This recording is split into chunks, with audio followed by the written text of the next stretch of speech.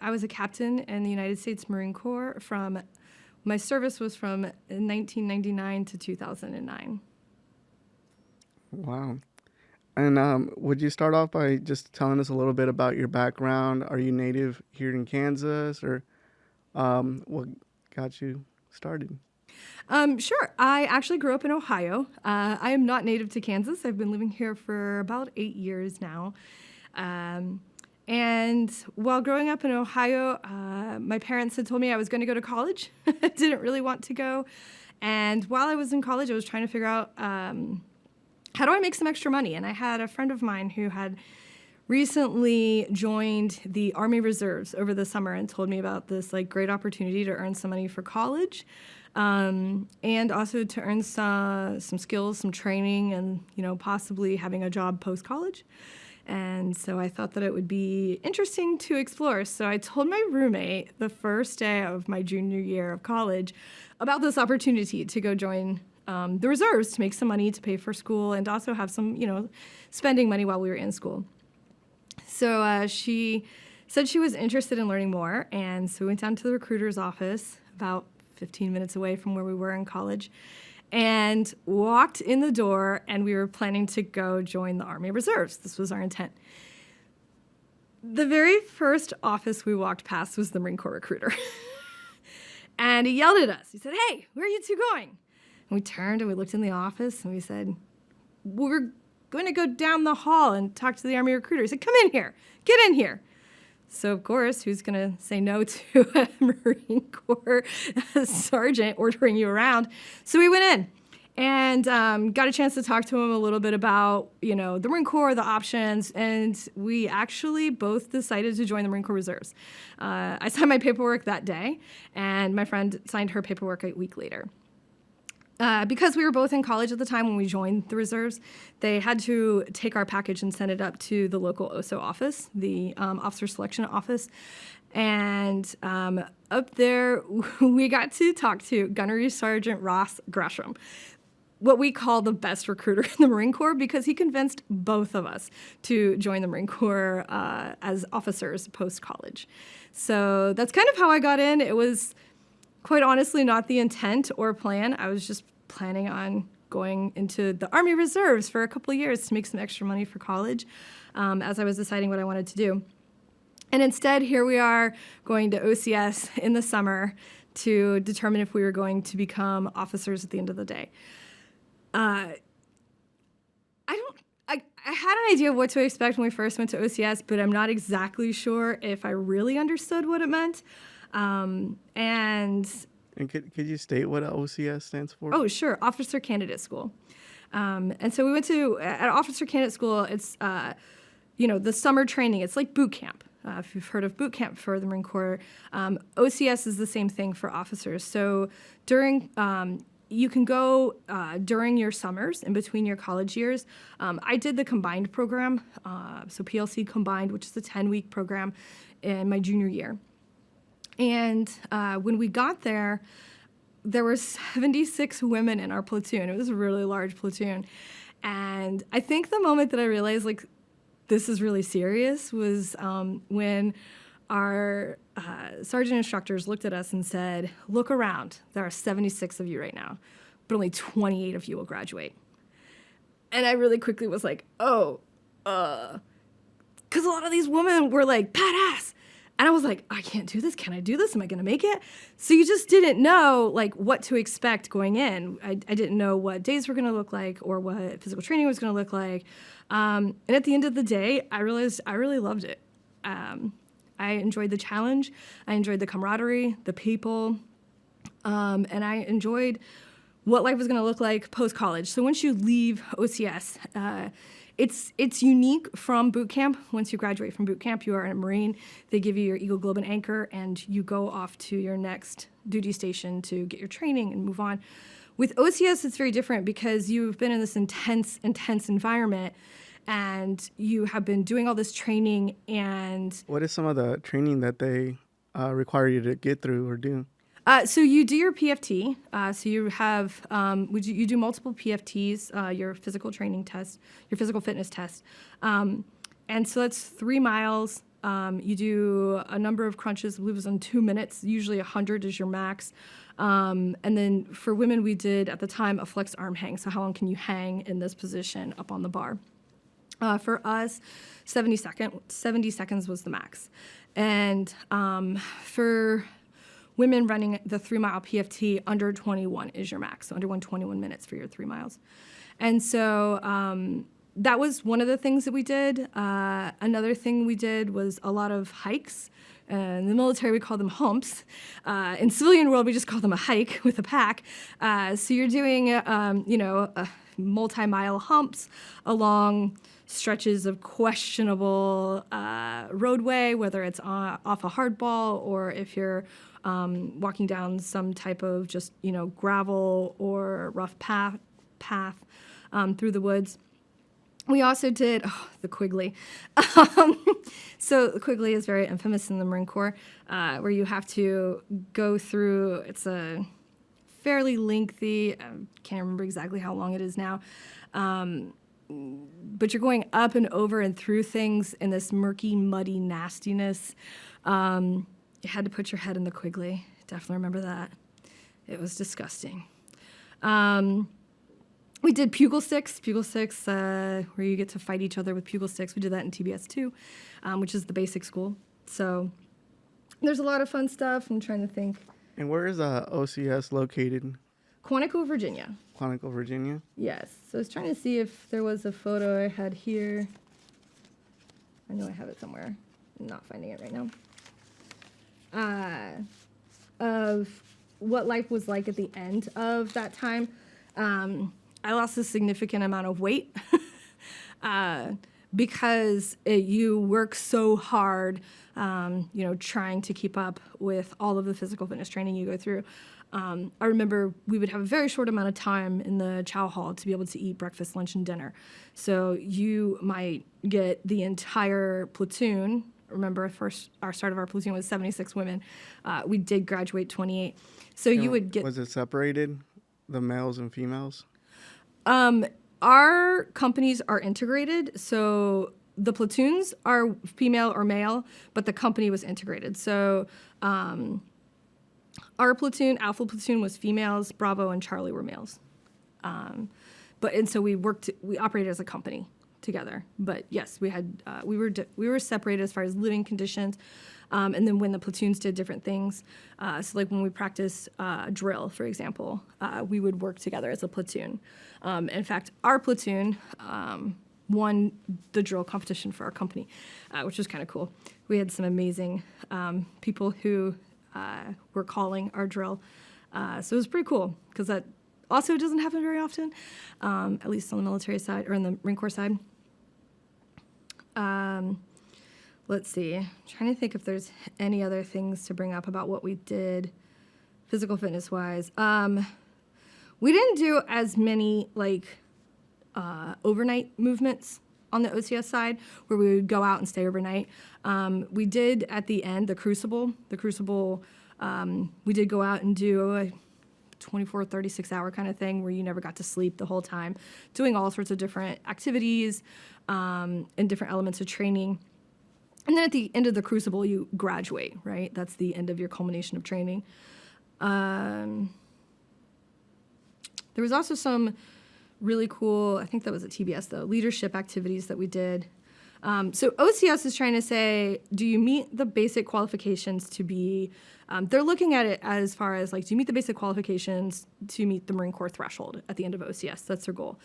But again, with OCS, they're training you to become an officer in the military. So if you go to PLC combined in that junior year, at any point in time when you do any of the officer training programs, except for the Naval Academy where you have a different kind of obligation to the United States government, at the end of OCS, you actually get to make a choice if you want to get commissioned or not. So once I graduated that and went back to college for my senior year, I still was not considered a Marine or a Marine Corps officer. I had done the training to become a Marine Corps officer, but I hadn't finished any of I hadn't signed on to my commitment yet. So I finished my senior year, and then you get your commissioning. And so I said I wanted to get commissioned. And when I did get commissioned at the end of my senior year, then I actually became a Marine Corps officer. And then I had an obligation. I had a certain commitment to finishing out my contract. Now, because I had started as enlisted, so I had officially signed my contract as an enlisted Marine at the beginning, if I had not chosen to accept my officer commission and complete my obligation for that particular choice, I would have gone back and had to fulfill my enlisted contract.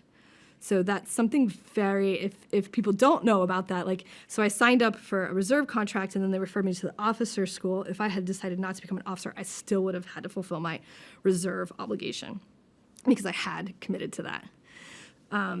So I decided to join the Marine Corps, or to become an officer once I got commissioned at the end of so I got commissioned on the same day as my graduation. And on the commissioning side, they have a tradition where you give the silver dollar to the person that you give your first salute to. So when you get commissioned, the person will salute you, you salute them back, and then you give them a silver dollar. It's really cool. So I got to give my silver dollar to my recruiter who had recruited me to become an officer. And then I went to the basic school, and that's TBS. And TBS is the school where they are training officers to become Marine Corps rifle platoon commanders. So if you think of OCS as just teaching you how to be a basic Marine, right, how to go function as a Marine, at OCS you're actually learning now how to become a rifle platoon commander. So it is a whole different level of what you're learning. You're still doing all of the physical fitness stuff. You've got your PFT every so often. You're still doing, the hikes, the humps. But this time around, we are learning military tactics, and we are learning how to lead people. So we were put into different spots in the platoon organization. So at one point in time, I was a platoon sergeant for my platoon, and so I was in the role of platoon sergeant, even though I was still considered, a second lieutenant in my platoon. That was my job. And I was actually doing that while we were out in the field. So at TBS, there are four major evolutions where you go out into the field for about a week at a time. Your first one is patrol week, where you go out to the field and you're learning how to patrol. And so you're actively camping, eating MREs, trying to figure out how do you apply these military tactical evolutions, like patrolling areas and what does that look like, and how do you stay silent in the woods and all that stuff. How do you put on camo paint? How do you travel with a weapon and keep it safe? So we do that for patrol week. Then we have what's called offense week. When you're in the field for offense week, you are actively engaging in offensive tactics against the other half of the company. In defense week, you're doing the opposite, and you're entrenching and digging in to do defense against the other half of the company who's playing offense. And then your final one, we call it the war.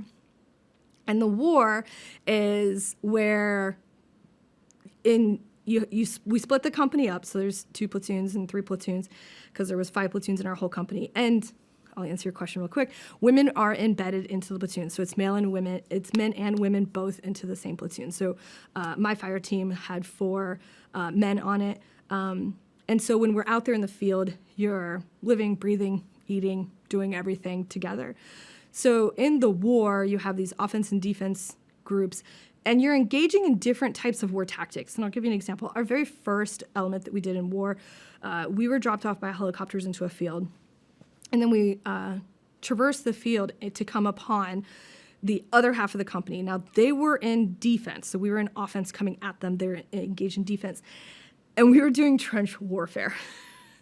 I say that because I still can't believe that we were doing trench warfare in 1999 to early 2000. Was when I graduated from TBS. And I just remember coming up, it was dark. It had gotten dark over time as we were moving to get to where they were. And, we've got our rifles and we're coming up, and I'm like looking down, and there they are down in the trench. Now, the real problem with all of this is it was pouring, okay? Because we were, again, in Quantico, Virginia for this training. We train in the same base where the FBI does a lot of their training, and they have where their rifle range is also at. And so we come up on this trench. Now, I say this because this is like December timeframe in Virginia, and it's pouring rain. And during the day in the morning, it was perfectly sunny and nice and warm weather, and none of us were prepared for the change in weather and the fact that we had been rained on all day. So the poor folks in the trenches are just sitting there getting poured on, and they're now sitting in mud. We have done this movement. We've been kind of sweating and moving all day long, getting out there.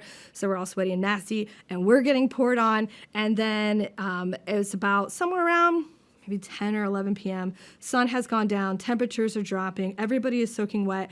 And they decided that they were going to put us into open air 7 tons and drive us 30 minutes to where we were going to camp that night. Now, if you can imagine this, we are all frozen solid. None of us had warm layers. We were freezing to death. We were soaking wet. It was a bit of an extreme situation, but not something that's uncommon either in the military because they do try to prepare you for everything. And the problem for us at that time was we got dropped off with none of our equipment. So our bags were like an hour delayed behind us and were like missing. So we had nothing. And so we had to stand out there freezing to death trying to figure out how we were going to overcome that. So we actually went through it was a pretty big major exception. I think one of the few times ever in my training where they told us we didn't have to do fire watch that night and we were all to jump into yeah, you get me, right? We were not to do fire watch. We were to take off everything that we had, find the warmest things we could once our bags got there, and crawl into our sleeping sacks and go to sleep. Because they were finally realizing that this was a dangerous situation and people could get sick and die. Was not the first or the last time that I was put in a situation where hypothermia was involved. How long was the war? The war is 7 days. 7 days? Yeah, so you're out in the field for 7 days. So the trench warfare was the first one. Obviously, that was really uncomfortable. Anytime you're out, I think, I don't know, maybe you can feel this the same way I feel this, is I think as a Marine, we can handle just about anything except for when it gets wet and cold. And wet and cold is the worst combination on the planet because that's the most dangerous combination. Cold by itself, totally fine. Wet by itself, you can do it. Wet and cold, that's got to be the worst because that's where everything nasty happens. So once the war ends, you graduate from TBS and you go to your next training evolution. Now, the way it worked when I was in, and I say this very specifically because I think they looked at changing this. When you go in as an officer, you have no idea what your job is going to be unless you go in as a legal contract. So you're like a lawyer and you say, I'm going in just to be a lawyer, or a pilot, and you're going in to say, I just want to be a pilot. After about, I think those are the only two, you get your pick. And I say that in a good and a bad way. So there are 21 different options when I had joined in 1999 of MOS billets that you could get as an officer. And the way that they do it is they say, okay, right now we know we need 20 infantry officers. We know we need 10 logistics officers. We need 15 supply officers. And they just go down the row, right, on all these different billets. So they kind of say, here's the allotment of what we need from this group. And then what happens is that your SPCs, the folks in charge of your platoon, they are the ones, and they're the actual captains who are in the Fleet Marine Corps who have come to do this as part of their job. So that's what they're doing, is training us. They're the ones who then decide, they kind of do this little round table and say, oh, this person said, we get to put our preference. Like, I want 1, 2, 3, 4, 5, 6. And they go, okay, well, this person said they want to be an infantry officer. We think they're like the number one person in the whole entire company. We think that we should give them infantry officer. Great, 1-1. Everybody wins, right? The problem is once you get further down that list, not everybody wins anymore because you're finding people that you need somebody to do this particular job over here, but you don't have anybody to put that, in their number 1, number 2, number 3 slot because it's not a fun job. And so people like me, I ended up as a ground supply officer at 3002, and that was like my 7th choice. Yeah, I know. But that's what happens. And I graduated in the top third of the company, but I got my 7th choice. So in a way, I guess I'm glad it wasn't worse because it could have been. I had hoped it would have been better because I really wanted logistics for me was like number 2. And that's what my best friend got. She ended up with logistics. And so you get your billet or your job, and then you go away to school. So then I went away to ground supply officer school, which is outside of Lejeune, just south of Lejeune there, close to, not New Bern. I can't remember the name of the helo base down there. But that's where I went down there for ground supply officer training school, which was, at the end of the day, not the worst thing ever. I made a lot of wonderful friends there. We had a lot of fun as a platoon. We came away with, we called ourselves Terry and the Pirates, because we were just the rebel class. I mean, at this point in time, we got ground supply. And FY, nobody respects ground supply. Like, that is just the whatever job that everybody does. And so we kind of, in a way, it makes it a little bit easier for you. So I got ground supply. I was there with one of my best friends that I had gone through training with. We ended up both getting East Coast duty stations. And so we ended up both getting stationed at Cherry Pit. I was the Mag 14 ground supply officer, and I don't remember which billet she ended up with. But we ended up getting a house together and living in Emerald Isle, North Carolina, and really having a great time. To be quite honest, I didn't think that I would enjoy any of it, but it was really wonderful. At the end of the day, it was a great duty station, especially one to start with. And the reason why I say that is because the bar for my job was really low. So the bar for my job was so low because the guy before me, the job that I went into was the ground supply officer for the largest marine aviation group in the Marine Corps, so Mag 14. They had Prowlers, C-130s, and Harriers. Harriers are the ones that can take off as a jet and also land vertically. They call them North Carolina lawn darts because it happens. There was a pilot that did crash his Harrier into the airfield while I was there. It was very difficult. The pilots, it's hard in the pilot community because they're so close, and it was amazing to get to be there with them because I really saw what true camaraderie looks like in the military. I mean, the pilot community is incredibly tight. They know each other. They know each other by their call signs. And so the base that I was on had the training squadrons for the Harriers and the Hercs, which are the C-130s. And so that was actually really kind of cool because you see all these new people coming in all the time, but then you also have a lot of more established pilots that are around. So it was really fascinating. And on a side note, it's also where I met the person who eventually became my future husband, was there at Marine Corps Air Station Cherry Pit, or what we call the Cheerless Pit of Despair. And so while stationed at Cherry Point, I found out when I came into the job, before I started that job, the prior person who had been in the role before me, it used to be an O3 billet, so it used to be a captain's billet. So the way that they do the job assignments are they have, this job needs a certain rank, right? So this job needs somebody who's of this rank to go into it, and you can kind of go up one or down one. They'll let you kind of do that when you're going into the job.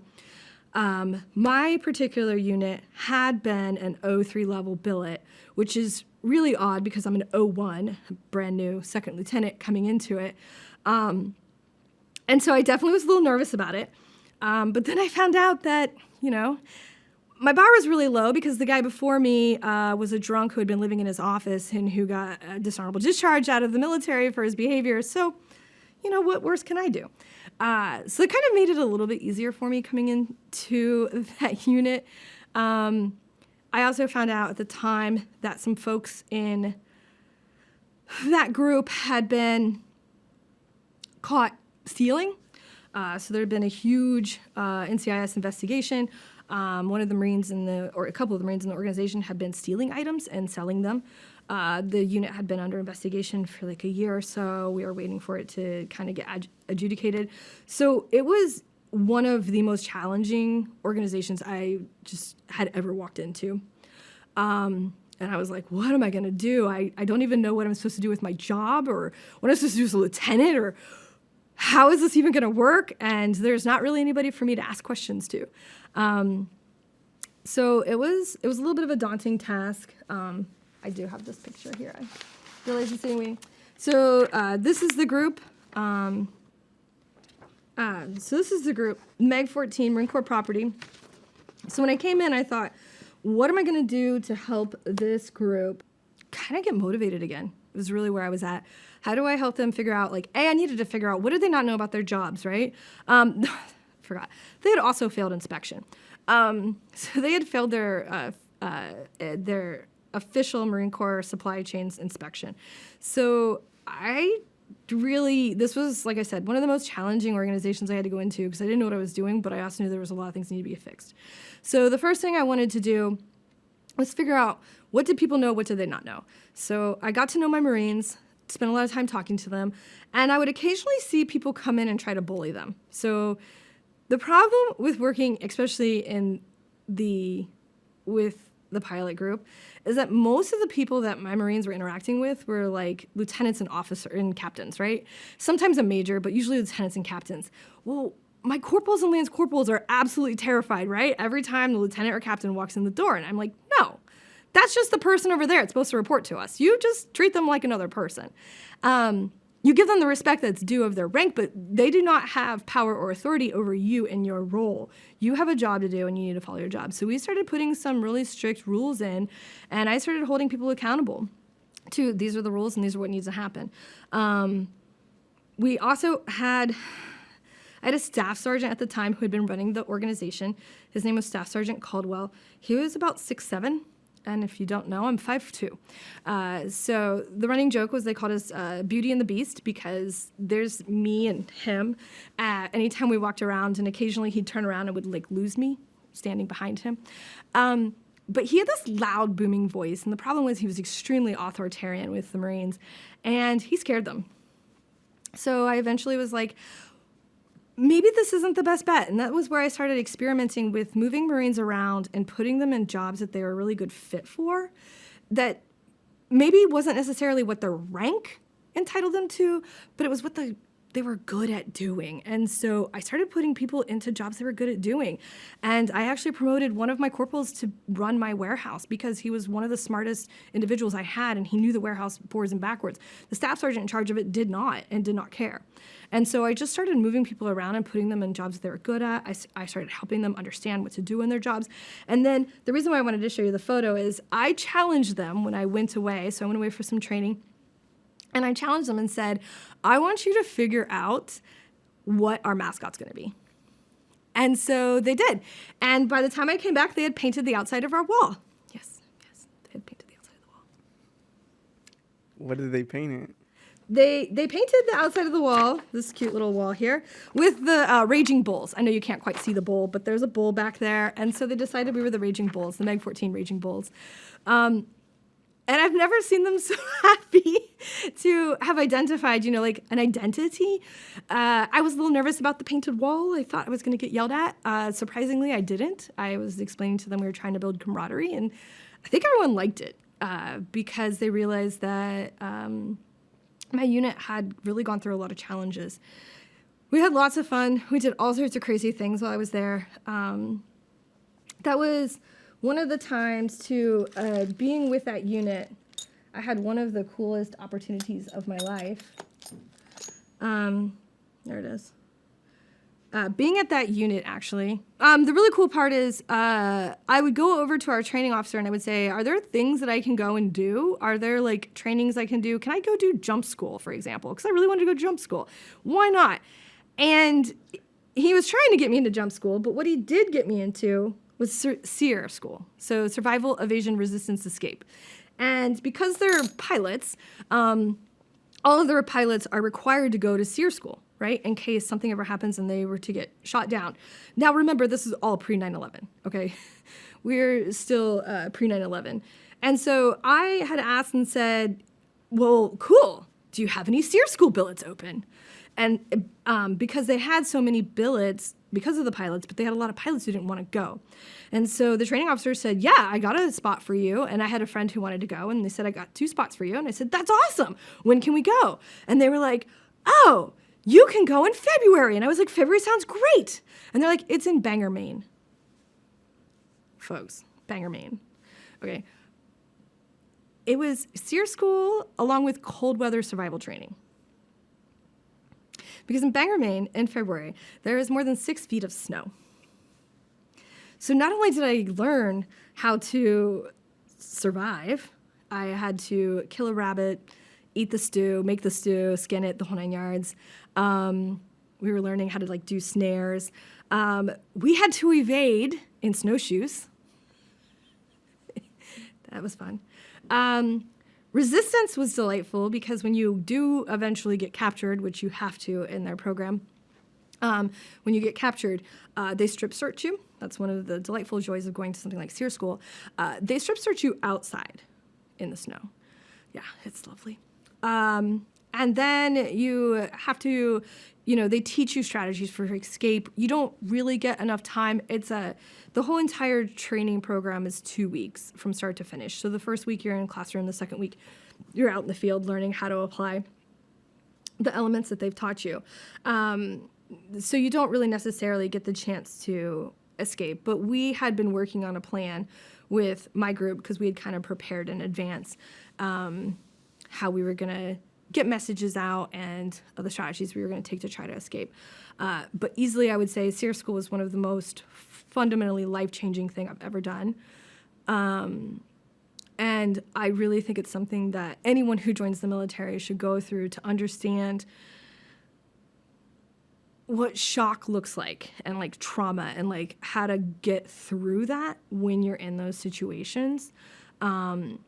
How to overcome the mindset of what it's like when you are captured, when your rights have been taken away, when your free will is restricted. I mean, and I'll give you some examples. In SEER school, you have to request permission to use the bathroom. And when I say request permission to use the bathroom, they're not opening the door and you're walking down and you get a toilet. I'm saying they'll shove a little bucket in for you. And you're supposed to sit in a certain position. If you're not, they can come in and yell at you. They can do certain physical things to you. There is a limit on what they can do, but a lot of people have never been used to that kind of violence. And so it's really, or those who are used to it may not necessarily understand how to deal through it. So it was one of the most amazing training sessions I've ever done. And it formed some of the closest bonds and friendship. We learned how to build snow caves. That was one of the coolest parts about it. That was really amazing. And hiking a mountain in the snow in snowshoes while trying to evade getting captured by a group of people is another fond memory of something I never want to do again for the rest of my life. It's quite the experience. I was the odd person because I am so small.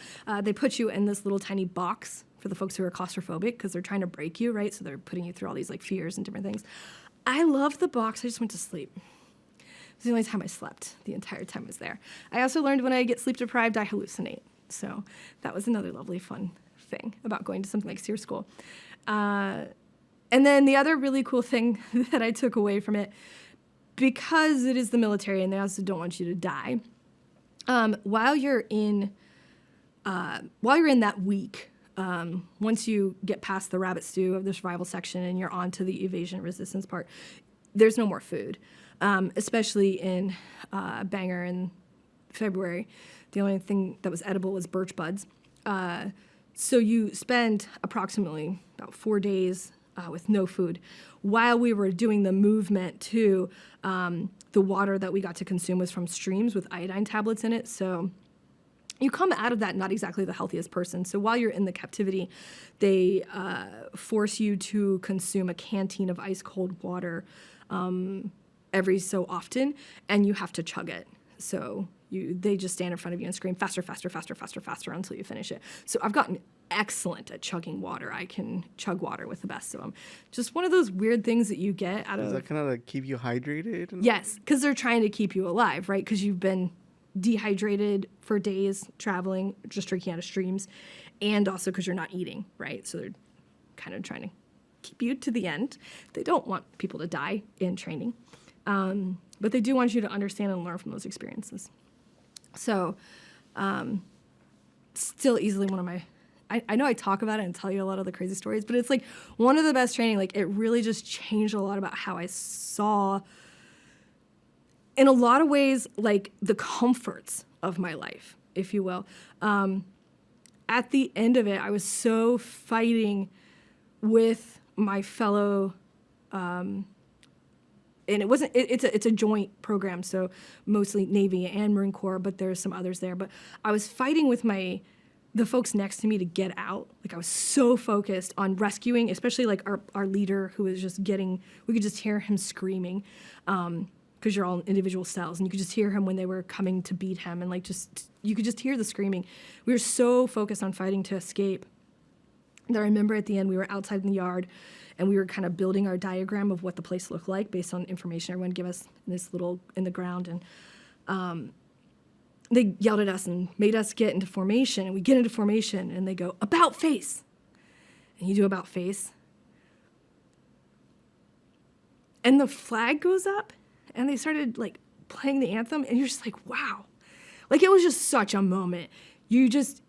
Our minds were just so in there that we had to escape. We had to get out, right? We were in that mindset. And then suddenly to be like, oh, we're actually an American. Like it was just so powerful of a moment. I'm pretty confident every one of us was bawling our eyes out at that stage. We also knew it was finally done. And then we boarded the bus and we rode the bus home back to the training, where our dorms were. And I remember the song Sweet Home Alabama came on, and that just became our song, like, right? Like there's just something different when you realize what it means, like what it means to have rights and freedom and all of that. And so, and then we had 9/11 hit. And so I was in right before 9/11. And I was in because I wanted to be in, because I believed in just what the Marine Corps stood for. I believed in, being a good person, supporting my community, like protecting others. I'm a protector, I'm a warrior. And so when 9/11 happened, I was sitting in, that morning, I had sent 2 of my Marines, they were in a car driving to DC, to go do a recon for me of some stuff we were getting. And so they were on their way to DC. It was about a 6-hour drive from where we were. It was about 6, maybe 8. And they were on their way. And I just remember I'd walked over to my sergeant major's office. He had a little TV, this little tiny itty bitty TV, because we didn't have TVs, right? This was pre everybody had a TV, a smart TV, we didn't have cell phones, right? These are the things. And I went over and I was sitting in his office, and he's kind of telling me, did you hear something happen? I was like, no, what happened? And I'm watching his TV, and I watched as the second plane hit the second tower. And I was just like, what is going on right now? Like, what, is this real? Is this like War of the World? What is happening on this TV screen, this tiny TV screen? And I'm like calling down to the office. I was like, find them, like the 2 Marines I had sent up to go to DC. I was like, you find them, you hunt them down. I don't care how you do it. You get a hold of them. You make them turn around. Like, you figure out how to find them. We get a message to them, and they need to turn around immediately. They cannot get near DC. They need to get back here. I don't know what's going on, but they need to get back here. And I was sitting in his office watching this TV and trying to figure out, like, what happens? What do we do? What do we do? What's going on? Like, how do we respond? The last time we had been attacked in our land had been Hawaii, right? Like, that wasn't even a reality. I'm less than, barely 2 years in, not even 2 years in. I don't even think I was a first lieutenant yet. Maybe I was a first lieutenant, but like by 4 months. And I just thought, what is going on?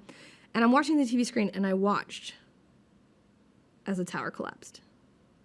And I just sat there, and the whole time, like, what? Like, trying to hold it up on the TV. I'm like literally like doing this, like, what is, and I didn't even know. Like, didn't even know what to expect. How do we respond? What do we do? Is this even real? Like, how is this possible? Like, how does this happen?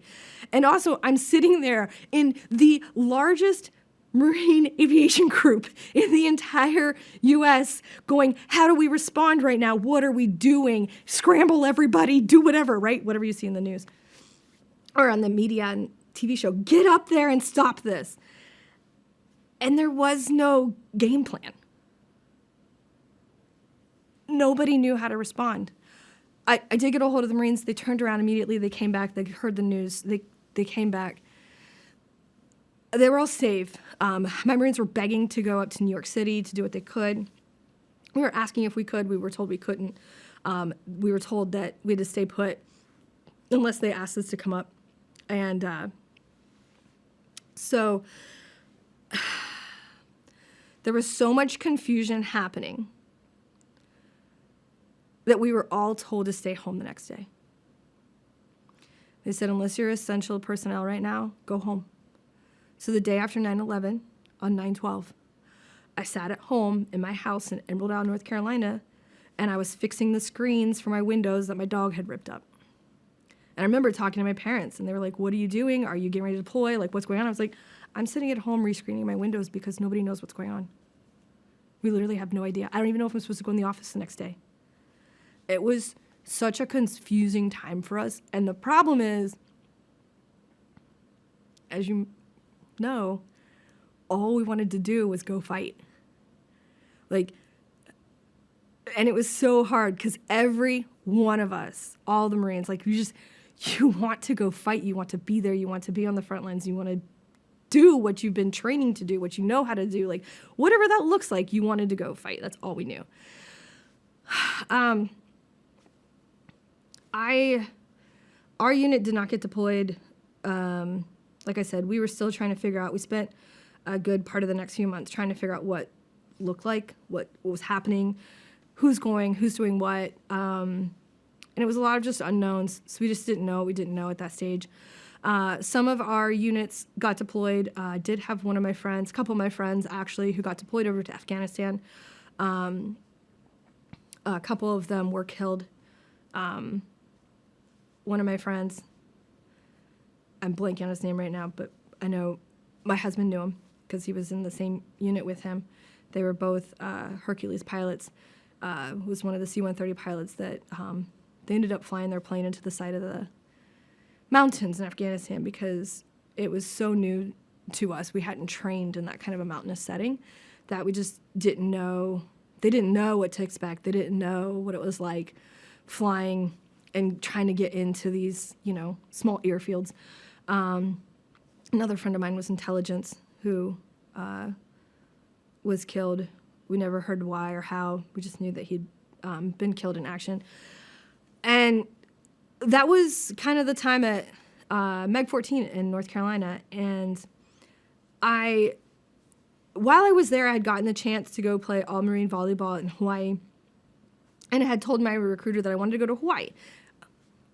Not realizing what would happen, right, with 9/11. And I ended up getting sent to Marine Corps Base, Kaneohe Bay, Hawaii. That was my second duty station that I went to shortly after 9/11. And so I ended up in Hawaii in a non-deployable unit, absolutely losing my mind. And because it was Hawaii, I had 3 years there, and I couldn't deploy. And I just can't even explain to you, that was just killing my soul to see, that here we are going to war and I'm stuck behind. It was it's like practicing your entire life to be the starter for your volleyball team or your basketball team. And then suddenly coach is like, and you're on the bench for the rest of the game. Thanks. Have fun. Sit back. And that's how I was described it to folks is you practice and you practice and you practice and you practice and you get there and you're like, I'm ready to be the starter. And they're like, yeah, but we're going to bench you. You're going to hang out on the bench for the next 3 years. In my unit, I had a couple different Marines. My unit was because it was base property and it was the base, it was a non-deploying unit. I got any female that became pregnant on base, who was a supply in ground supply, would be end up sent to my unit. So I had a number of that was kind of a common thing for us. Was a lot of pregnant women came through my office, which was really cool. I mean, it was great to have a place for them, but it became a running joke that you had to be pregnant to be sent to be in our office. So the running joke was, "Hey, ma'am, when are you going to get pregnant next?" And I was like, "No, stop." Yes, that's the life when you're a female in the Marine Corps. Plus, also, by the way, if you get pregnant, you are no longer able to deploy, and you are basically stuck on that sideline. So it is definitely a thing when you happen to be female in the military. While I was there, though, the nice part with my job was it was a pretty easy job. We were usually just managing the money to replace stuff on base. And there wasn't a whole lot to do, so I was able to go back to school, work on a master's. My unit was a lot of fun. We actually had a civilian working with us. That was kind of cool to get to see. And I was in a very fortunate position because of what we did that I actually was able to let a lot of my Marines who wanted to deploy go deploy. So they were able to pick up spots and billets in other places. And so they got a chance to go deploy. Even though I couldn't go out and deploy and have that experience, they were able to, which was really amazing.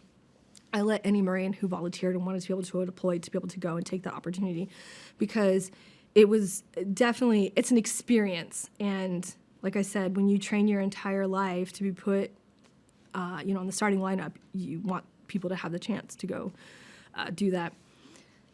So that life was a little boring. Lots of beach time, learned how to wakeboard, surf, all the things that you do when you're in Hawaii. While I was there, where's my next ones? While I was there, one of the coolest things that I did get to do while I was out there, I think I'll show you this. So I got the chance to go to South Korea as part of Ulchi Focus Lens. And so I went out to South Korea, spent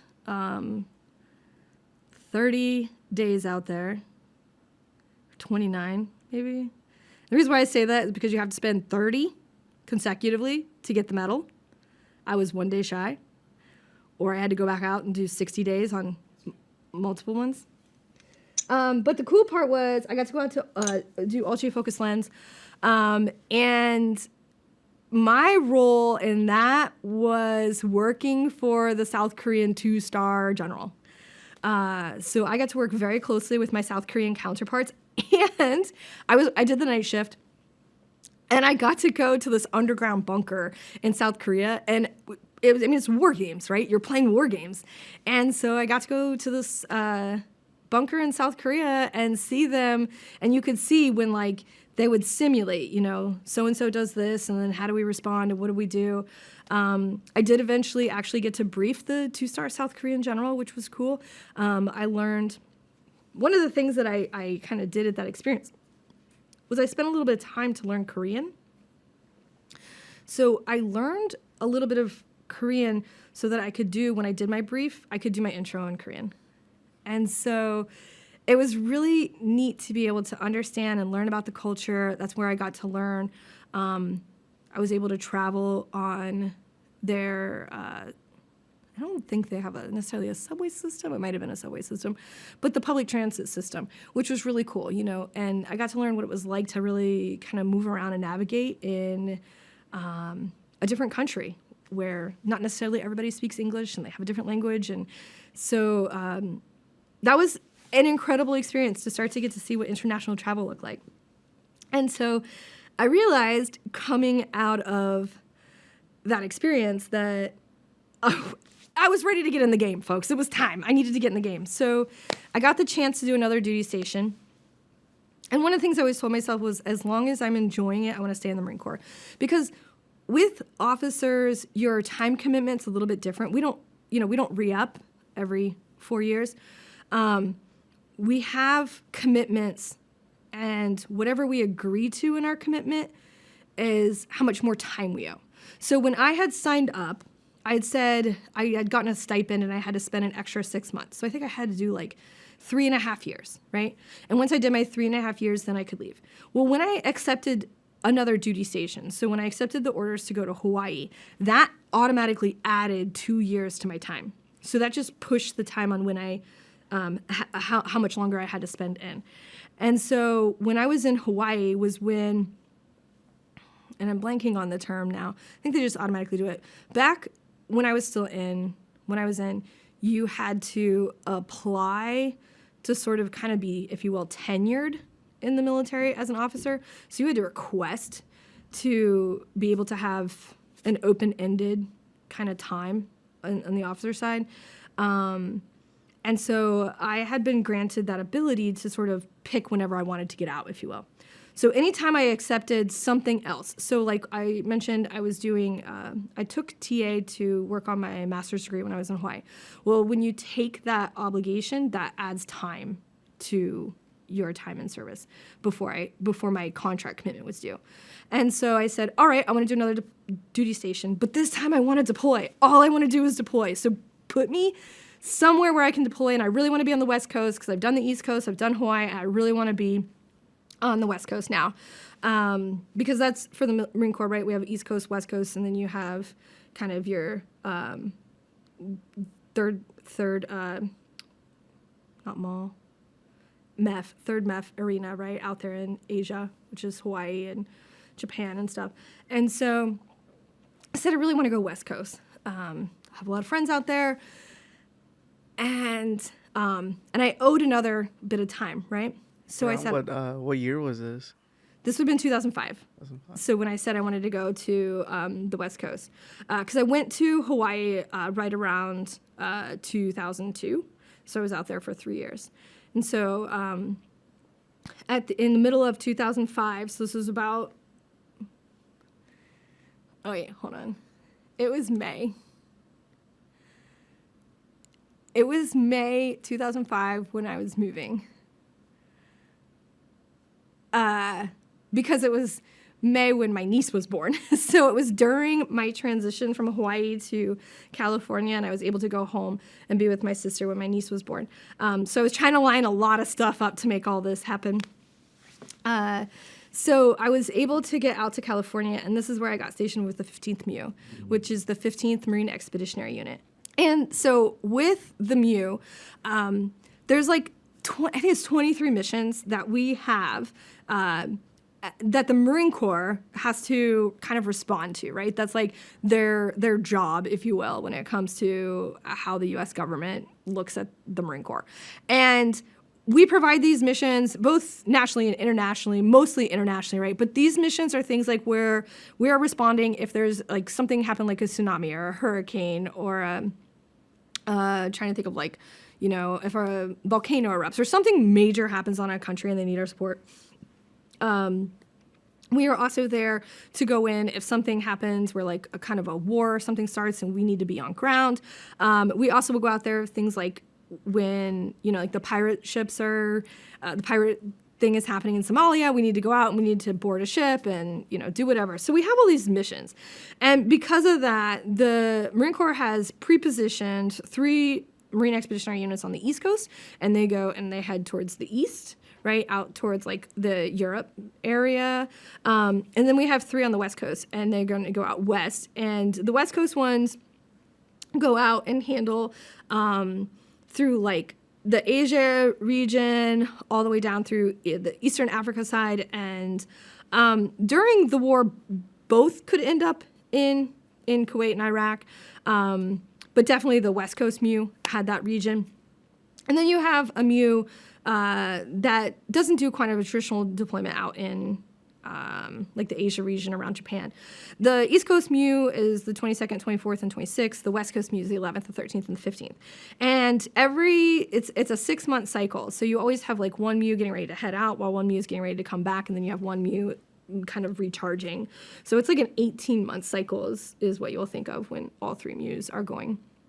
And then to get wherever we're going, we do it aboard a bunch of ships. So we travel with what's now called ESG, an Expeditionary Strike Group. So we have a number of different ships that go out. I think our ESG had 7 in total. You've got destroyers, cruisers, and then the the Peleliu. I'm trying to remember what. I can't remember the name of her. But our big ship is like a mini aircraft carrier, if you will.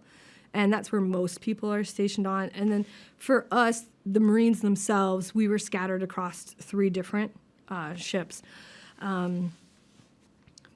And so you get on board the ships, and then you're sailing out from, for us, right, from Pendleton, San Diego area.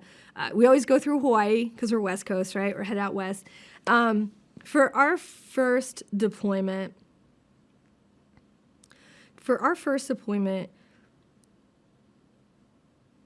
my first deployment was in 2006. We left in the summer, so it was May or June timeframe when we left. So we deployed in 2006, and we went out to Hawaii. Now, because I was a supply officer, I had the really cool job of doing all the advanced party stuff.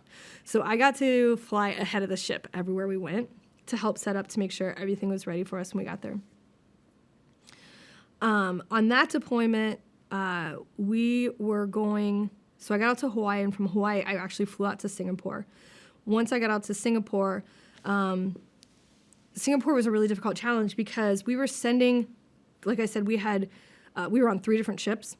One of our ships was going actually up to India to go do an exercise in India. The other ship, our CLB ship, so our BLT was going to India to do an exercise, and our CLB ship was going down to the Maldives to do an exercise.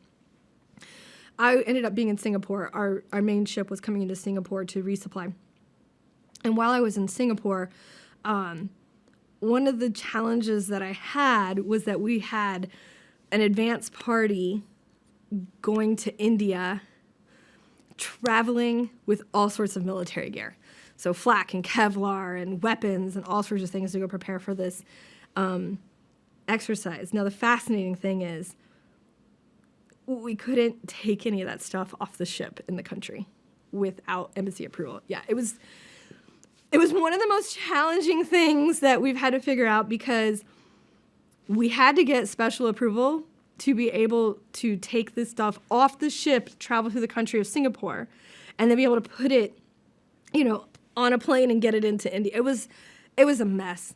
It was really challenging. A lot of diplomatic conversations going on, and the issue was, right, like we were charged with doing this exercise, but nobody told us how to actually jump through the hoops to make it all happen.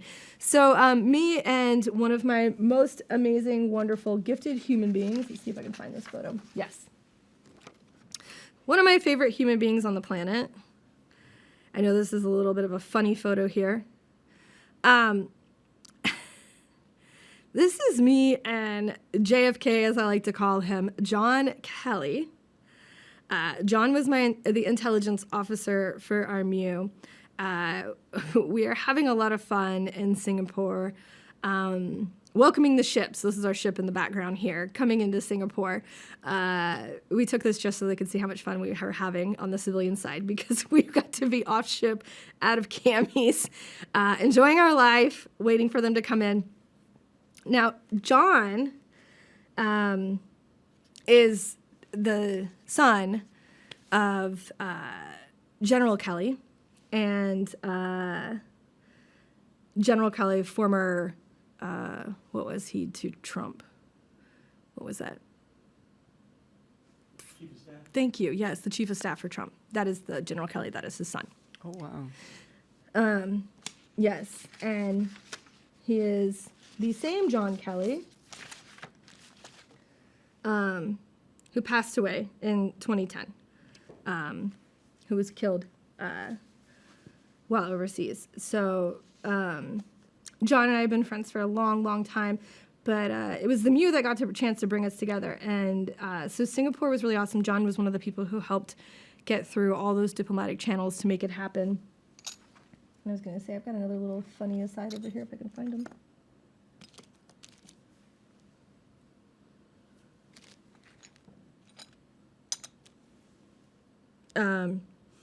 So when John got married, the assistant commandant of the Marine Corps, Joe Dunford, was actually at his wedding. And so it's where I got a chance to meet him. It was a very fun wedding out in Beaverton, Oregon. And, lots of high-ranking officials when you're the son of what did he end up being? 3-star, 4-star at the end? Not sure. But it was really amazing to get to meet the assistant commandant in the Marine Corps at a wedding. But anyway, going back to Singapore. So we got through Singapore. We had to figure out, how do you make this exercise happen when you're dealing with all of these diplomatic scenarios? So we were spending a lot of time in the embassy learning to try to figure out, like, what do we need to do? How do we make this happen? We were able to make it happen. And then the next problem I had was the MEU left and came into Singapore, refilled, and left. I stayed behind to close everything out. But then I had to get from Singapore to India to catch back up with the ships again. The problem is they had asked me to transport certain repair items from Singapore so they could fly the stuff easily into Singapore. Because when you're on a ship in the middle of the ocean and you're floating from place to place, it's really hard to find the ship and to get the right equipment to you. That was one of the challenges that the Marine Corps had up till this time. So this is in 2006. Now, at this time, in 2006, the Navy was excellent at knowing where their ships were going to be, what days. Like, they knew exactly. They were like, okay, the ship's leaving from here. It goes at this pace. We're going to be here at this next place to stop and get refuel. They would get refueled at sea. They would have another ship pull up to them, and refuel lines and the whole 9 yards. So the Navy was excellent at knowing where their stuff's going to be and how to get there. In 2006, the Marine Corps had not figured it out. So in 2006, I had the chance to work with an organization called the Navy Logistics Integration Program. NLI is what they called it. It's headquartered in D.C. at the time. And NLI had said, hey, Marine Corps, what if you guys use the same thing we did on the ships to be able to get stuff from point A to point B? And I was like, that sounds amazing. Why aren't we doing that already? And he was like, I don't know, but you don't. And I said, what do you mean we don't? And he goes, yeah. Do you guys want to do the same thing the Navy does and just have all of your supplies and stuff sent to the same places the Navy does, and then you can get the supplies just as fast as the Navy does? And I was like, yes, absolutely. We want to do this. We will do this. So we did. And this set of repair parts, though, had missed the ship. It had gotten into Singapore a little too late. I was there. I knew that they needed it, and I knew I was flying to India. So I grabbed these repair parts from our husband agent and said, I'll take them with us. So I put in my bags, flew into India. The Indian government said, you owe us customs on these items. I said, no, I don't. No. So that was a wee bit of a fight once I got into India. So it's when I say all this is, like, it's fascinating because the Indian government had already agreed to work with the American government and do these exercises, and we already had this, like, exercise plan and all this stuff.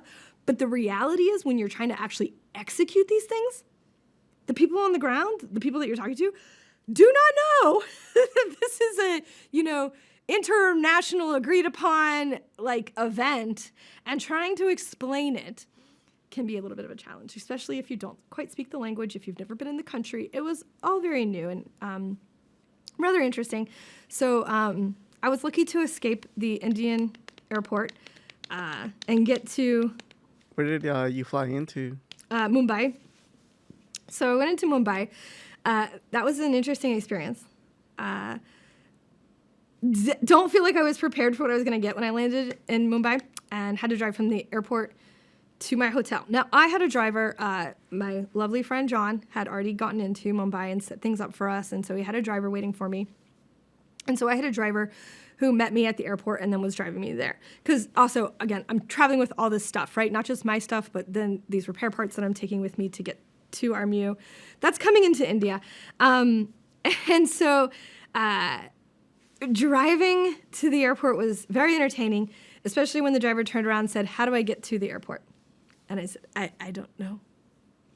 At this point in time, we are in 2006. So we had those, not even flip phones, but we had these little tiny phones about this big here where you punch the numbers in. And so you could kind of text it. The screen was maybe this big at the top. And so you could kind of text, but as you're texting, you had to hit the number each number of times you needed to get the right letter, right, to be able to text it out. That's what we were operating off of. So that was fun. And then also trying to figure out, like, okay, I really had to know, the international codes for the country that I was in. How do I call somebody from this phone? It was a little wild, trying to learn how to use a cell phone in different countries at a time before we had anything like a smartphone. While I was actually in Singapore, I had 2 different phones because they kept dying because I would be talking to people so much, trying to organize things. But in India, what I did not know, what I learned, is driving in America, we have laws and expectations, and India doesn't quite share those the same way. They have a very different approach. So the road just getting to my hotel was a quest for survival between the bikes, the people, the animals, and the cars that were sharing the same space. There was a time, once the Mew came in and some of my friends were there, we were going out to dinner, and the cars in India were like 1950s, like little cabs.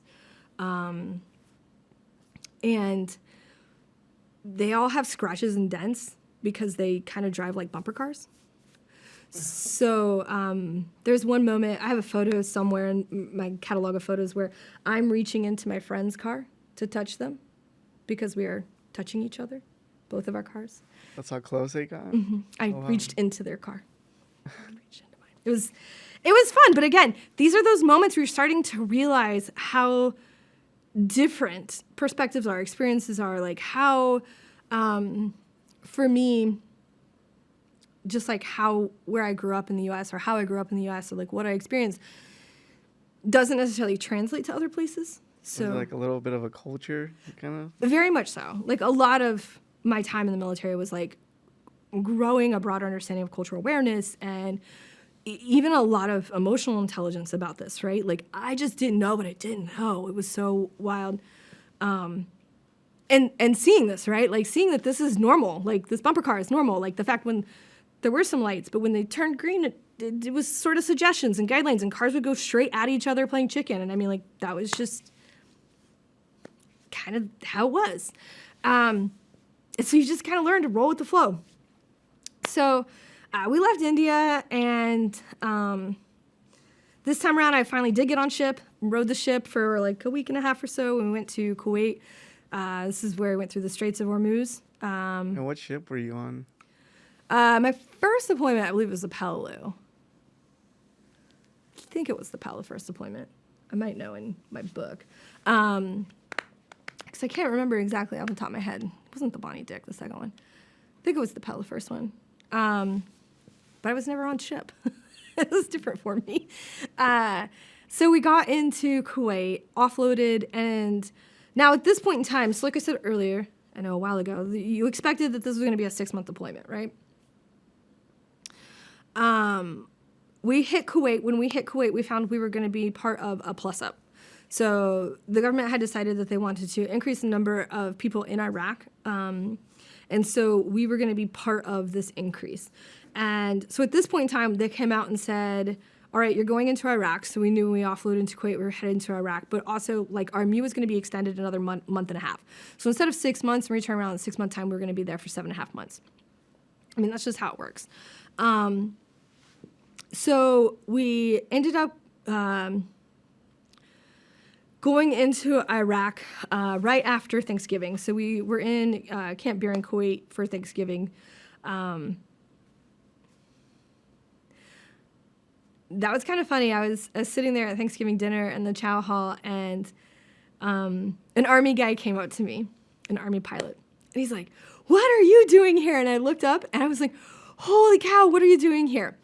If you remember way back when I told you the first person who told me about joining the military was my friend who had joined the Army Reserves, it was her husband. Yeah. So here we are in Kuwait, hugging it out like, oh my gosh, and like, you know, just going crazy to see each other. His friends are like, are you cheating on your wife? Not realizing, like, of course, I've been friends with his wife since I was in high school. We had been friends that long. We're still friends today. She's actually up in Alaska with him. So anyway, it was just one of those, like, sometimes the military is so small, kind of crazy days. So I did get a chance to write to him in Camp Baron-Coit, wildest thing ever. Anyway, we went into Iraq shortly after that. A couple days later, we did a convoy up to Camp Korean Village. That was where we were at. And Camp Korean Village is on the westernmost part of Iraq. Well, we went to Al-Assad first, which is kind of like where everybody, kind of the bigger base in the area. And then we went out west to the Camp Korean Village, which is where our MU command group ended up being at. Our BLT went somewhere else. I think they went into, Ramadi. Our ACE the aviation element ended up at Al-Assad because it was an air base. And then our CLB, our logistics group, came with us out to Camp Korean Village. And so we were out there, and our mission was kind of to sort of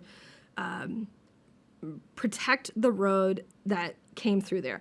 Now, Camp Korean Village, kind of if you look at it like this way, is the further and westernmost point of Iraq, and it's on the border of Syria and Jordan, okay? So if you heard about I'm blanking on the name, the Post 10 or whatever, the spot that was hit where an American was injured or died. I can't remember. This happened like a month or two ago recently.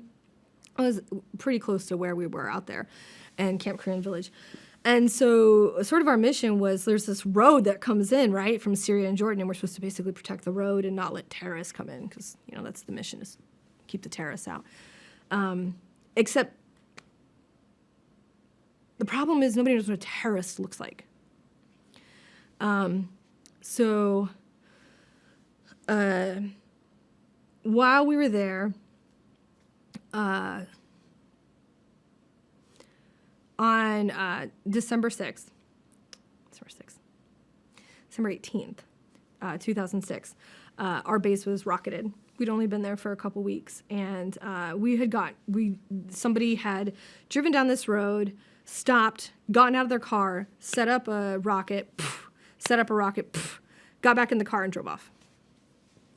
It was that fast. Nobody responded. There was no warnings. There was no bells. There was no return fire. There was nothing that happened. However, my friend Kevin Christ was outside. He'd gone to the Porta-John to go use the restroom because the base that we were on, Camp Korean Village, is just a bunch of cement buildings. There's no, running water or kind of facilities or indoor plumbing or any of that. So he'd gone out to use the Porta-John, and one of the rockets came down, bounced off a quad con, hit the ground, and bounced up and ended up killing him. And was killed just like that. So that was another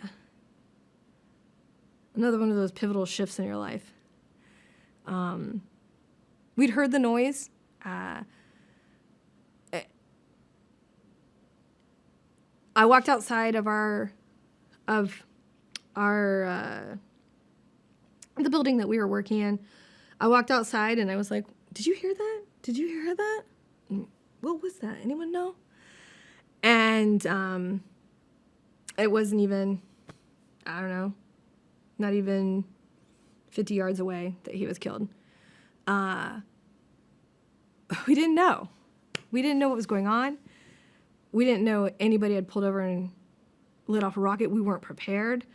They hadn't set up any kind of warnings on the base to say, anything was happening. Nothing. We really had no idea. And it was really upsetting for so many reasons.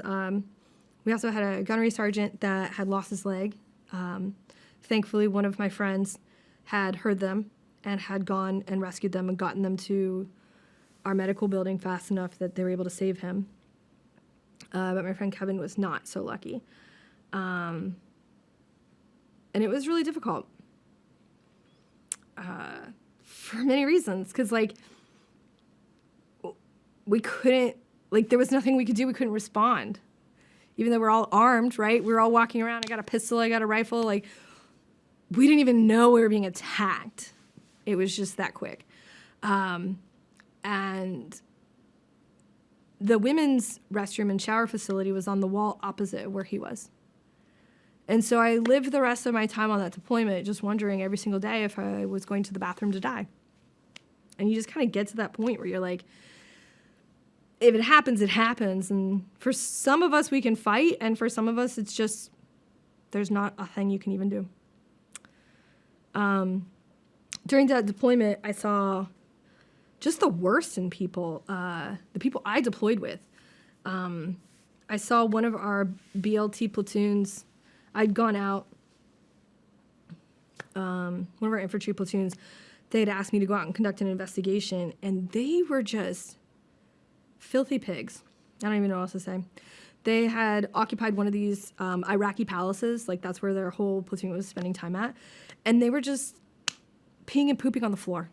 I mean, I couldn't believe. I just looked at them like, how did you just get to this point where you stopped caring? Like, how do you, like, and I understand they had gone through some stuff, so I get it. Like, I think they were dealing with a lot of trauma, but, like, it was also just, like, their approach to things, they were so dehumanizing and demeaning, and, like, they just, I don't even think that they had understood how far they had gone and who they were. Our force recon platoon was with us on the base when our rocket situation happened, and one of the rockets actually landed in their, like, in front of their building, and I think it really upset them pretty greatly. So there were a few incidences where one was really bad, where they shot up a vehicle. So this is, right, the road I was telling you about. This is a throughfare, right? This is where people go moving between countries to conduct trade. This happened all the time. And our force recon platoon commander, or force recon platoon was put in charge of managing this road. And one night, this vehicle comes down this road, and we don't have, like, an American comparison to what this vehicle kind of is. It's, think of, like, one of those, like, big, like, 10-person econo vans, but, like, the front of your van is more flat, so it's kind of drives like almost a 18-wheeler kind of truck, right? But it's not like two parts, it's all one. So think of, like, a big econo van with, like, kind of the flat front, and it's all decorated, lots of bright red colors and different things inside the cab, because these people obviously were traveling back and forth with what they were doing with their business, right? This was their business, was trade across countries. So they were traveling at night, came upon our force recon platoon that was kind of like managing the road, right? Like conducting the travel. And the force recon platoon had, like, flashed at them, and the vehicle never stopped or slowed down. Kept going. And they shot it up and killed him. And then their justification was, well, they wouldn't stop. And I said, what would make you think that they needed to stop? Like, for them. What did you do that would have made them think they needed to stop? Well, I flashed a light at them. I didn't know flashing a light at somebody was the international sign for stop. Did you have a sign out there? Did you? No, it was dark. Okay. And these kind of things were what happens when you don't have a definition for what a terrorist looks like. Or where we all think everyone is a terrorist because they don't look like us. And so that's one of the real challenges coming out of Iraq is people died. Lots of people died. And we didn't always have good justification for why a person died. I had gone out with them. I worked with our comptroller, finance guys. being a supply officer, I managed the money. So I managed $1 million budgets everywhere I went every year. And so I went with one of our comptrollers. They had gone into the city and I had asked if I could go with them. I wanted to see what it was like outside of the walls of our little tiny place. And they said yes. And they needed women to go out. And because in the Iraqi culture,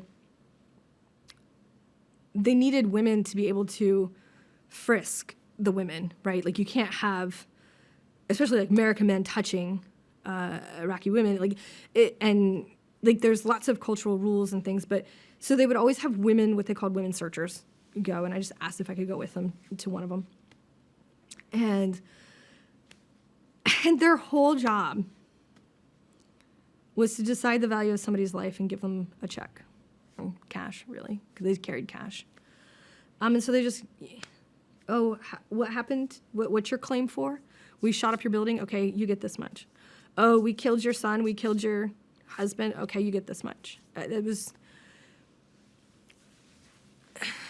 I don't know, boiling down casual damage to just like what dollar bill you wanted to give somebody. It was just so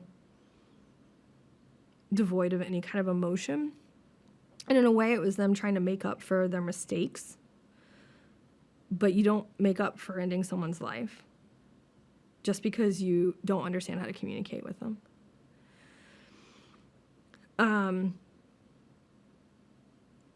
Those were some of the worst experiences by far in Iraq, but I do want to point out that was not all of my time in country. Trying to see where I had my... I don't know if you know this. This is one of my favorite pictures, primarily because I think it tries to dispel some myths. We often think Iraq is just this hot desert, but it snows. And this is the group of me and some of my closest girls, the women that I deployed with, and us outside on just a nice cold day, appreciating each other. And I think that's one of like kind of the things that I loved about the military is the people that you take away from it. Those once in a lifetime opportunities you get with them. And it was just one of my fun ones because I was a supply officer and nobody told me it was going to snow in Iraq. And I say this because I was a supply officer. So my whole job in my life was to make sure that we had the supplies we needed, right?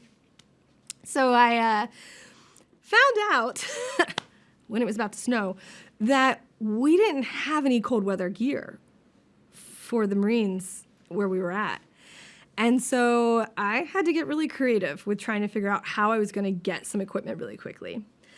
And this is where I had gone to our supply hub in Iraq and said, I needed you to send me hundreds of cold weather gear. And they were like, we don't have hundreds of cold weather survival gear. I was like, well, we're screwed because we got sent out here and we don't have the right equipment. So you need to figure something out.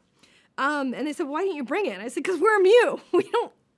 Nobody told us we were coming into Iraq until approximately 3 months ago. So we didn't know we had to plan. Another thing I took away from the Marine Corps, plan for everything, anything. You never know what's going to happen. So we had some challenges with that. We didn't know how we were going to get our cold weather survival gear.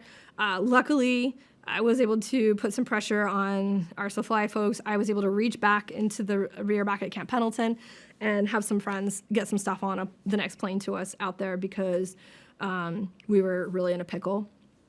So I was able to get us a lot of equipment. I had learned in my time that to be an effective supply officer, I had to make magic happen. I called myself the magician. I mean, that was it. I had to figure out how do I get us what we need?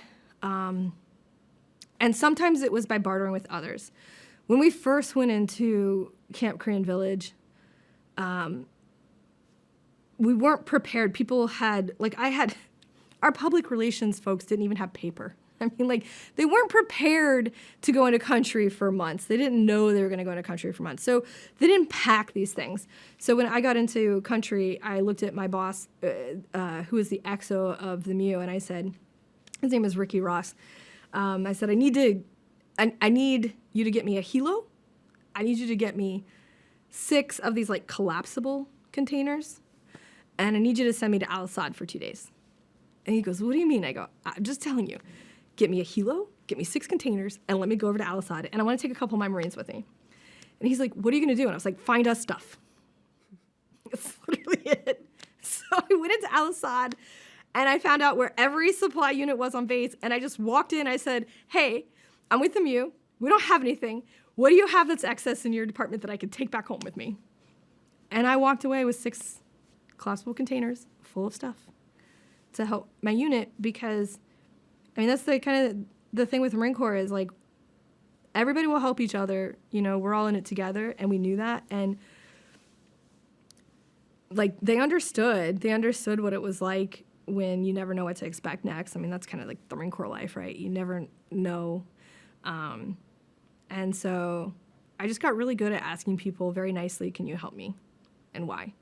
And then I would ask them in return, what can I help you? Like, how can I help you back? Like, what do you need? What are you searching for? And so I was able to do that a lot to get us whatever it was that we needed at the end of the day.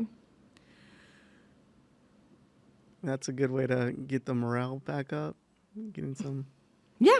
Well, also I got a chance for the Marines to go around, and they got to be empowered. They could walk into the warehouses and ask questions. I showed them, like, hey, just how to ask by being nice. And yeah, so we took back a lot of stuff, and I just told everybody, hey, what do you need? Come get it. I'd had a list of some stuff that I was getting for folks. And so at the end of the day, on that deployment, because we were in Iraq and we're expecting to, like I said, we already got extended a month and a half. We ended up getting extended another month and a half. So our deployment ended up getting extended to 9 months total. We eventually left Iraq, and we left Iraq around March 2007 into April of 2007 was when we were it was over a couple week period.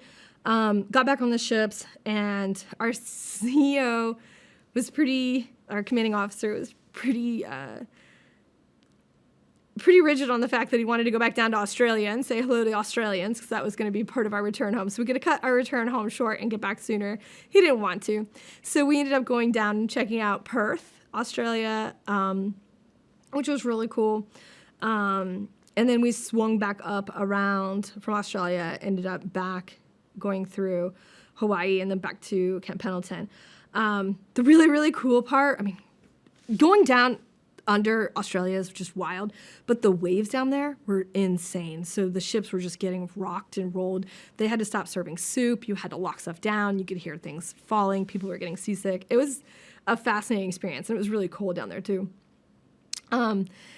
We came back around. I got a chance to go up on the flight deck at night, and just seeing the stars, and there's no light anywhere, right? Because you're out in the middle of the ocean and there's nothing. And it was like just wild to be on this flight deck and just see there's nothing that you could even imagine, because we never get a chance to see it where we are in any kind of urban life. It was so phenomenal. And then when I came and I hit Hawaii, my dad was able to come out and do what's called a Tiger Cruise. So on the MEU, they'll let you do a Tiger Cruise for us from Hawaii back to Camp Pendleton. They would bring family members on, so you could bring like a family member on, and you would have to find berthing for them, so you'd have to find a place for them to stay. So what would happen is a lot of the Marines would fly back home from Hawaii, and then their beds would become available, and then you'd have a family member come in and stay in those beds. And so my dad got to come out and do the Tiger Cruise back with us, which was really cool. He really enjoyed it. Had a pretty good time. Got to see some cool things and do some fun stuff. And then we ended up coming back. About a year later, I deployed again. Our second deployment, I was supposed to my second deployment was going to be in the middle of my best friend's wedding. Now, this is my best friend from TBS, the friend that I had for so long. And I was just devastated to miss her wedding, but there was nothing I could do with this is my deployment obligation. So she made me a deal. And she said, we will plan our bachelor and bachelorette weekend. They wanted to do a weekend together it's going to be in Utah. And they said it wasn't Arches, was it? I think it was, or Canyonlands? No, Moab. Moab? Anyway, they wanted to do this weekend in Utah, and I said, cool. It's great. They'd planned it all out for Memorial Day weekend. And then, like the Marine Corps is, they moved my deployment up, and we deployed before Memorial Day weekend. So I missed both the bachelorette party and the wedding, which was really difficult, but I got a chance to go on a deployment again, and that was amazing.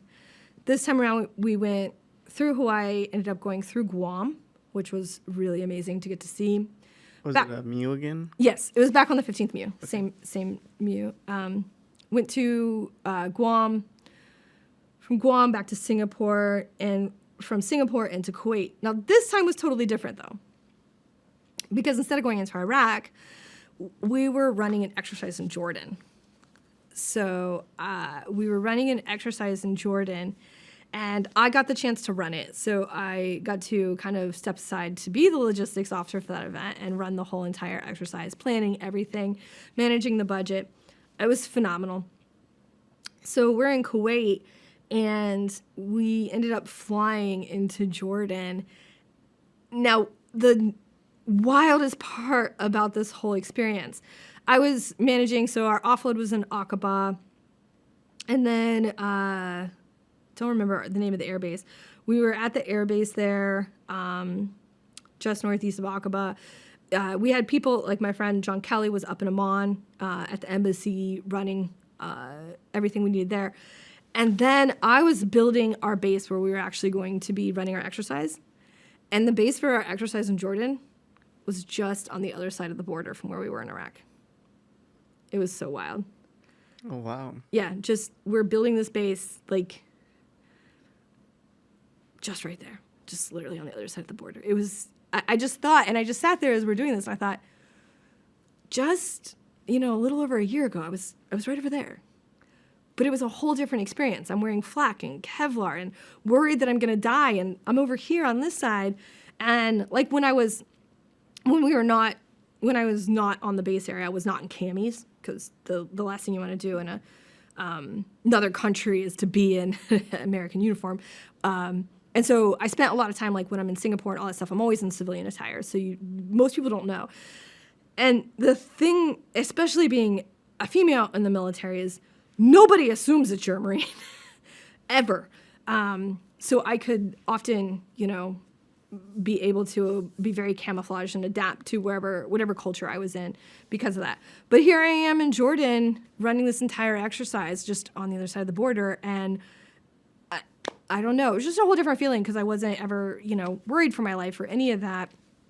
And it's just a very different experience. And it's so phenomenal to think about just, I don't know. For me, I just got to this concept of what even a border means anymore. And also, like, kind of where we're at with, the power struggle between countries is just, I don't know, I'm very disappointed in it because it was such I'm just right there and just two different worlds. So Jordan was amazing. Loved everything about it. Found out that I love Middle Eastern food. One of my favorites. Lebanese is high on the list, but also I love just getting the chance to go and eat Middle Eastern food, and had some really cool experiences. Got to sit down and eat with police officers in Amman. Sitting down on a floor with my hands. Got to see saffron in just a bucket, just there. Got to see how different countries operate, like especially like pharmacies and things like that, and just I don't know, Jordan was one of my favorite trips. Got to see, like I said earlier, Petra and the Dead Sea. And just amazing, so amazing. And these old cultures. And we just don't have anything like it here where we can see something, Petra was just wild, just built into the side of this, of the earth. So after Jordan, I don't remember where we went on the way back home from Jordan. It was not quite as fun. I know we ended up going back through Singapore. And Hawaii, kind of always our go-to places. But this time I flew home early. And then I had already made the decision that it was time for me to get out. Quite honestly, a lot about the Marine Corps had changed in that decade. Leadership had changed. How you got promoted on the officer side, up at least through major, was just time and rank. Not if you were good, not if you were a good person, not if you knew your job. And I just got really disillusioned with it. And especially seeing, like, there became a real challenge around the time I was in, like, above the rank of captain. It gets a little bit more competitive as far as what are your experiences, what have you done? And when you don't get deployments and you don't get things like that, then they don't think you're as good of a Marine. And so a lot of people weren't getting promoted because of their lack of combat experience or whatnot, which was really disappointing because there were people like me who were stuck in Hawaii and couldn't deploy, or I'm also female and the military had legal discrimination where they couldn't let you do certain things. And it didn't make sense anymore. And so I had put in my paperwork before we left on that deployment. We started that deployment in middle of 2008. And when I got back, we got back really close to the end of 2008 or the very start of 2009. And I'd put in my paperwork so that I left by March 16th, 2009, because I wanted to celebrate St. Patrick's Day as a civilian. And then left in February 2008 was when I actually started my terminal leave. February 2009 was when I started my terminal leave. I forgot two quick stories. I'll make them quick. First one, on my deployments, we loved my XO, Ricky Ross. I mentioned him. I didn't talk about him quite as much as I normally would. With my Marine Corps friends, we stole his nameplate. So we, like, on the ship, you have nameplates to show which stateroom you're in so you know how to find you. We stole his nameplate. And my friend John and I took it around with us to all these countries and all these places and took photos of his nameplate everywhere with everything. We did it for both deployments. And at the end of both deployments, we gave him one of the photo books with his nameplate all around the world. It was really cool with different people, a lot of people from the MU, so we had all these memories, some different experiences. It was hilarious. Did he know you guys took it? What? Did he know you guys took it? He knew he was missing one, yes, because he was missing the first one. He had to get a replacement. He didn't know what we were doing with it. I don't know. There's just, again, it goes back to, like, one of the things that make you do that made me stay in for 10 years, that made me love, I really look back on it, is, like, the people and those experiences, and, like, you just love them. Like, you'll give them anything and everything. And, like, he was just one of the best humans. I loved him to death. He was so amazing. I would have done anything for him. And we called ourselves the Captain Mafia, and we would have done anything for him. We just loved him. He was so great. He actually is a Huey pilot who survived a Huey crash. He was just such a good, like, he was just amazing. He was intelligent and smart and wonderful. That was the first one. I don't know if I remember the second one now. Maybe it doesn't matter. That one was one of my favorites that I wanted to share. Because it's just, I don't know, getting to steal his nameplate and going, everybody knew. Everybody knew we had it but him. He didn't find out until the very end when we gave him. That's pretty funny. It was great. The CO, the sergeant, everyone was in on it. They all knew. We had been doing it all across the world. We'd done it every country we've been in. We just took it everywhere, and it was just our thing. In fact, I think I had a second nameplate made just so we could do it. But, yeah, it's just one of those things you do. Yeah, I don't remember the other one. Oh, no, I do. Real quick. So one of the things that happened while I was in Iraq. Well, I was in Iraq, and I was trying to get these supplies, and I was going back to our supply hub and saying, can you get me these supplies? And they kept saying, we can, but it's going to take you, I think it was 12 days is what it was going to take for us to get the supplies from that hub back to where we were in Camp Korean Village. And I was just like, that's ridiculous. Like, we have to find a better way to get us stuff in less than 2 weeks. Like, this is insane. And I ordered, because we were not expecting to be in country for so long, I had ordered like a movie from Amazon, like some DVD that I wanted to be able to watch and have something to do. I got that movie from Amazon in less than a week in Iraq. I couldn't get things from within country in less than a week. And I got somehow magically a movie from Iraq via like whatever postal service thing in less than a week. I couldn't believe it. So I decided right then and there that I wanted to work for Amazon. That was the time when I ended up deciding that I wanted to work for Amazon. And so I left the military. I spent 14 months applying and trying to figure out my way to get into Amazon. I started working for Amazon in 2010, April 2010. And I started working at Amazon, and this is my challenge coin from Amazon because I worked for the Amazon military recruiting team. It had just started up. I worked there in 2011 until 2012, and our team won. Our team was able to get Amazon to be GI Jobs #1 employer for the military. I went on to do another program with Amazon that actually got recognized by joining forces because of what we were doing to help veterans transition from the military by going through a technical training program, and then they could interview with us and get a job interview with Amazon. And it was because I saw like Amazon's culture was really similar to a lot of the philosophy that the military had, that the Marine Corps had. Now they say this at the time, okay? Amazon's changed a lot since then. I also brought in this other one because of what we were doing. Other companies started doing the same thing. And so there's a pretty tight community among the military recruiters. This is Starbucks, their challenge coin. Microsoft and others started doing it. And so it was kind of nice once I left the military to like kind of find a second family, if you will, in the corporate world. Because I felt like when I left the military that like I lost half my family, you know, or most of my family, I should say, because those are the people that went through all the crazy stuff with you.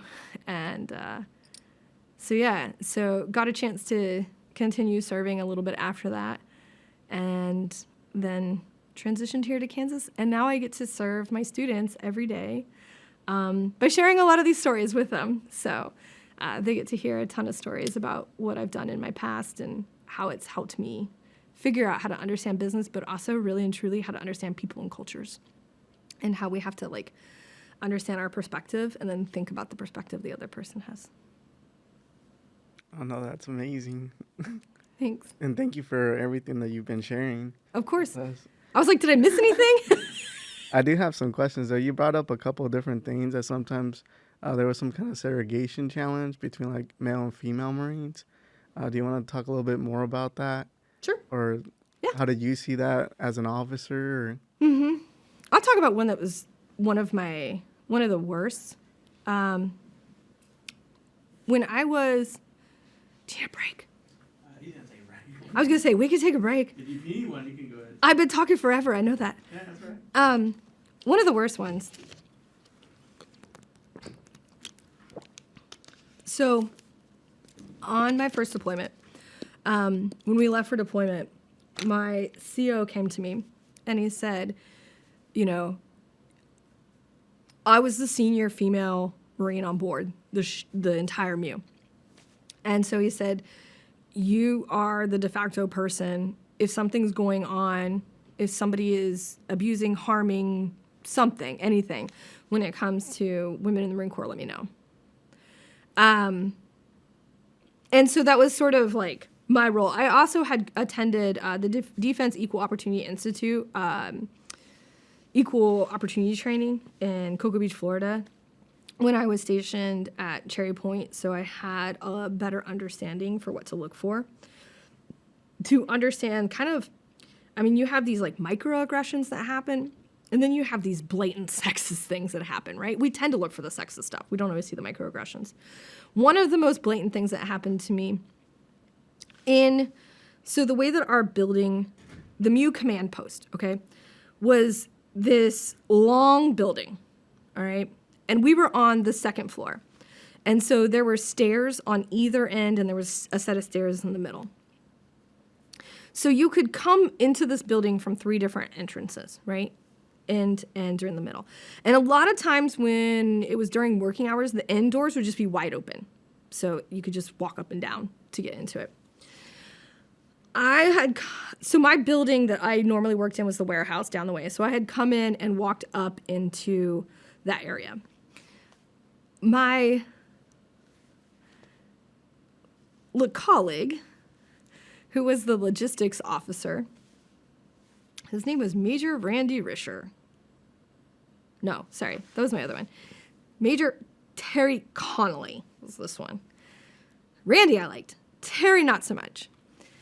Terry had gotten back from a run and had gone to shower and decided he wanted to change in his little office area, which was right off the door. And so he told me that I needed to leave. And I said, excuse me? And he goes, yeah, you need to leave. And I said, I'm speaking with my Marines, and they were like in a cubicle. So the whole hallway, it's just like one big long hallway, and there's cubicles on both sides of the hallway, right? I'm literally across the way talking to my Marines. And he's like, yeah, I need you to leave because I need to change. And I was like, I'm sorry, no. You can go down to the bathroom and change. And he's like, no, you need to leave. I was like, what? Really and truly, this crap happened.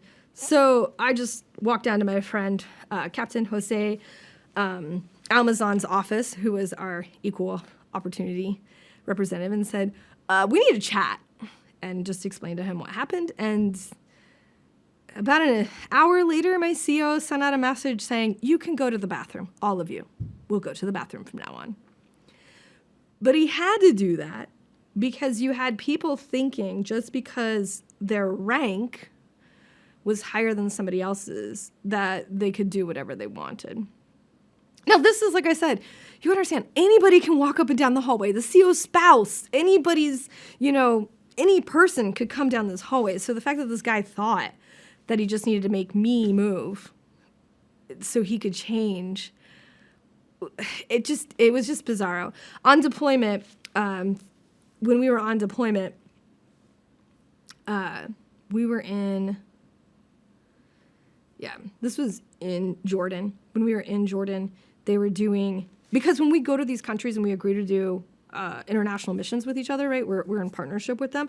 And it's part of like the ally efforts that we're doing, right, because we're saying we're allies with each other. And so a lot of the stuff what we do is trying to build that allyship. So we're going to agree to do whatever together. One of the things they were doing was they had agreed to do joint air operations. So they were going to all go up into the air together and, do whatever joint operation. And how they were going to integrate and do that, wasn't entirely sure. The our U.S. Aviation training major came out and said, none of the women can fly in it. He just said, no, they don't want to fly with women, so we're just not going to let you fly. And my best friend and roommate is one of these women who comes and tells me, and I said, he said what to you? She's like, yeah, none of us get to fly in it. I was like, who made this decision? Because I know my boss would not make this decision. And she was like, yeah, and she told me. So I walked my ass down to my boss's office and plumped down, and I said, sir, we got to talk. Here's what's happening. And, I mean, that kind of behavior just was so routine, even just referring to everybody as guys. And it was just, and it was always like, there was always this philosophy that women aren't working hard enough, or women can't keep up, or women can't do this, which never had a basis in any reality, but it was always that perception that if you're female, you're less than, you're not as competent.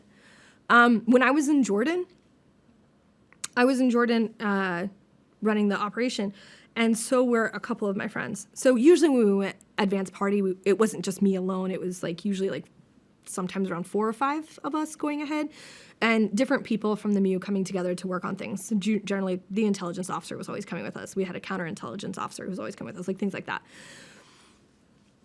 So there was me and then a bunch of my friends. Well, the difference was I was the only female.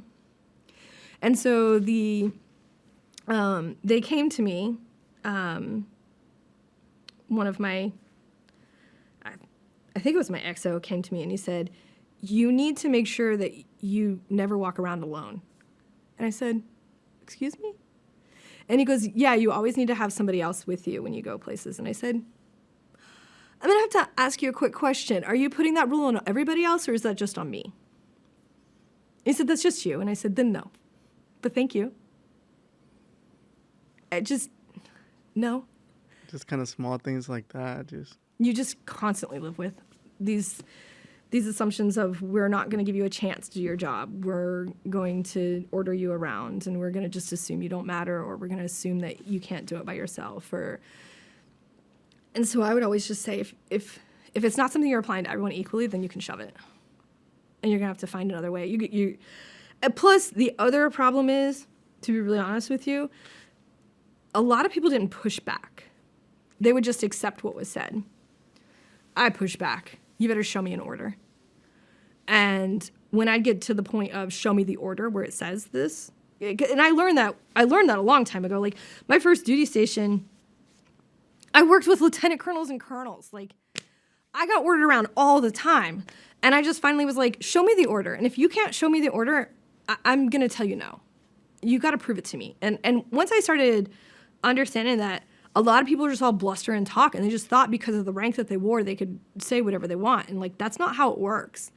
And it got to the point where I would actually be like, here's what the order says. And so if you're telling me to violate this, then put it in writing.